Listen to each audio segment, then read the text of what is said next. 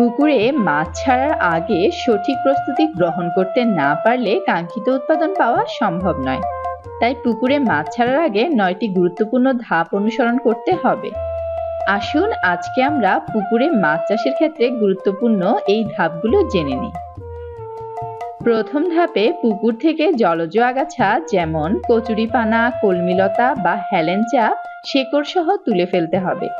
এটি পুকুরকে পরিচ্ছন্ন রাখে এবং প্রাকৃতিক খাদ্য উৎপাদনে সহায়তা করে। এরপর শোল, গজার, বোয়াল, টাকি ইত্যাদি রাক্ষসী মাছ এবং অবাঞ্ছিত মাছ যেমন মলা, ঢেলা, চান্দা, পুঁটি পুকুর থেকে সম্পূর্ণভাবে সরিয়ে ফেলতে হবে। তৃতীয় ধাপে প্রতি শতকে 1 কেজি হারে চুন পুকুরে ছিটিয়ে দিতে হবে। পুকুরে পানি থাকলে চুনগুলো ঠান্ডা করে পুরো পুকুরে ছিটানো ভালো।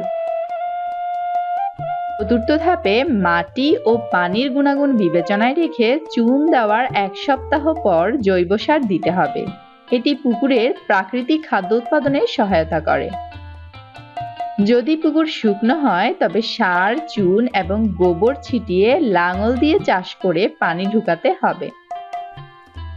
পঞ্চম ধাপের পর পোনা ছাড়ার আগে পুকুরের ক্ষতিকর পোকামাকড় থাকলে তা মেরে ফেলতে হবে। পুকুরে পর্যাপ্ত প্রাকৃতিক খাদ্য জন্মালে পোনা মজুত করা যেতে পারে, তবে পোনার আকার 8 থেকে 12 সেন্টিমিটার হলে তাদের মৃত্যুর হার কম থাকে। পোনা ছাড়ার সময় কিছু বিষয় বিশেষভাবে খেয়াল রাখতে হবে। পোনার ব্যাগ পুকুরের পানিতে 20 থেকে 30 মিনিট ভিজিয়ে রাখতে হবে। ব্যাগের মুখ খুলে পুকুরের পানি ধীরে ধীরে ব্যাগে এবং ব্যাগের পানি পুকুরে মেশাতে হবে। তাপমাত্রা সমান হলে ব্যাগটি কাত করে পোনা ছেড়ে দিতে হবে। সকাল ও বিকাল পোনা ছাড়ার জন্য সবচেয়ে ভালো সময়। পোনা ছাড়ার পর প্রতিদিন সকাল 10টায় এবং বিকাল 3টায় খৈল, কুড়া বা ভুসি সরবরাহ করতে হবে। এটি পোনার দ্রুত বৃদ্ধি নিশ্চিত করে। এই ধাপগুলো অনুসরণ করলে পুকুরে মাছ চাষ সফল ও লাভজনক হবে। সঠিক প্রস্তুতি নিন, সফল হন। আপনার মাছ চাষের অভিজ্ঞতা জানাতে ভুলবেন না। আমাদের ভিডিওটি লাইক, শেয়ার এবং সাবস্ক্রাইব করুন।